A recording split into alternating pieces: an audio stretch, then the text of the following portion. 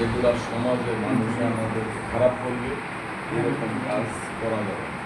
এই যে কী কয় ময়লার থেকে পয়সা খাওয়া, একটা জায়গা দখল করিয়া একজনের 50,000 টাকা খাওয়া, একটা বিচার করতে যায় 5,000 খাওয়া, আমি অমুক সভাপতি, আমি সেক্রেটারি, দল এগুলোর পক্ষে নাই। যদি আমরা যত বড় নেতাই হন, যদি এগুলি বিপদ আসে, কারো সুস্থ থাকবোই না। অলরেডি ওয়ার্ডার আগে থানায় ধরে দিবেন, পরে হিসাব করবেন। এই কারণে সবাই আমরা সবার দৃষ্টি রাখতে হবে। ন্যায়ের পথে অনেক বৈধ ব্যবসা আছে।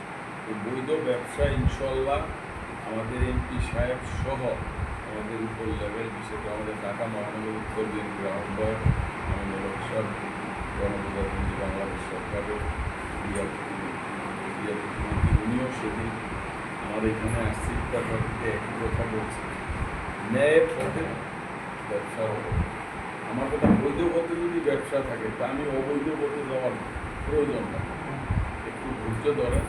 যারা দলের লোকে কষ্ট করছেন, কিন্তু পর্যায়ক্রমে প্রত্যেকে যার যার মান অনুপাতে, যার যার একটা লেভেল অনুপাতে সবাই ইনকাম করার সুযোগ আছে, সেটা বৈধ, অবৈধ না।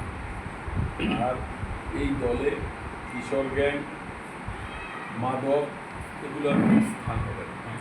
যদি কেউ খাইকা থাকে, কারো আত্মীয় স্বজন বাই করা, কারো খাইকা সতর্ক করে দেন, ভালো হয়ে দিতে বলে, নাইলে কিন্তু দল কাউকে ছাড়বে। এটা দলের নির্দেশ।